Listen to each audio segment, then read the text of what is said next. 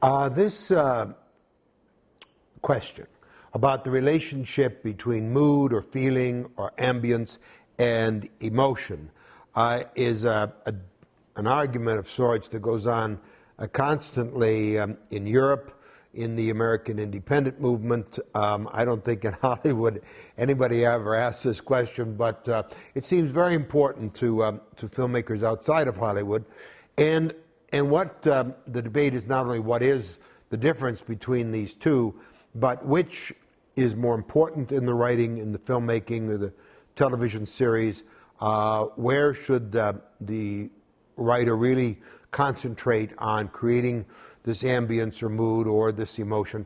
And this gets argued back and forth. Often it seems to me that this argument is due to a simple misunderstanding of the word emotion.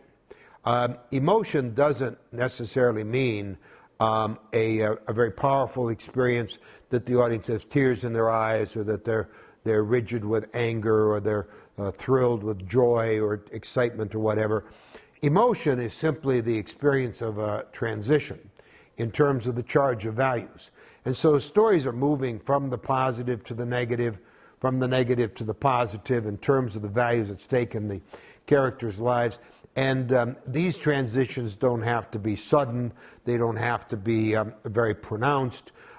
They can be long-term and take place over a sequence within a story. And these changes of values, the values at stake, can be very interior in the character.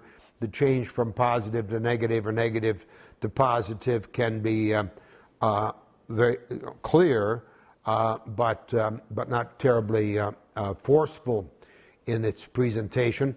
And so it requires a certain amount of interpretation in the audience to understand what's going on inside of these characters so that they can go through that transition. And so, in other words, very simply, emotions can be very subtle, but they are there. So first of all, mood is long-term, in the background, a feeling that surrounds the work. Emotion is foreground and relatively short-term, but it doesn't necessarily have to be very explosive. It can be very subtle. So often I think when people think, well, it's all about mood, they don't realize that during the experience of the story, they're actually undergoing emotions, changes in experience of the charge of values, but they are indeed. So as I said, I think a lot of this argument between mood and emotion is due to people misunderstanding emotions and expecting them to be extremely dynamic when often they are very subtle. And I would think that in any well-told story, well-told film, no matter how interior the conflicts, no matter how subjective and deep the values at stake in the characters' lives, there's always a dynamic, there's always an emotion moving back and forth from the positive and negative charges at stake in any character's life. Without it, the story would be absolutely flat and so static, so tedious that I'm sure it'd be unbearable. But there's another thing going on, I think, in this debate over mood and emotion, and that's that for a certain kind of storyteller, for a certain kind of filmmakers, emotion is a kind of embarrassment.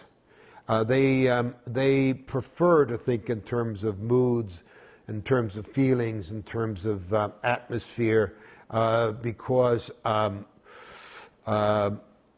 emotion, especially strongly felt, very dynamic changes in characters' lives, strike them as melodramatic and therefore embarrassing, and they want to be much more subtle than that. And so they're really afraid of creating emotion for that reason. And in my teaching course, I point out the folly of that. Emotion is the most constant experience in life, where our lives are always moving back and forth, positive and negative, hour after hour, day after day, year after year. I mean, to think that this is embarrassing seems very strange to me. I think the only problem is credibility, is motivation. That emotion that is undermotivated, that lacks truthfulness, that lacks credibility, of course, is false and should be embarrassing. But to separate the two and to think that one is more important than the other is foolishness.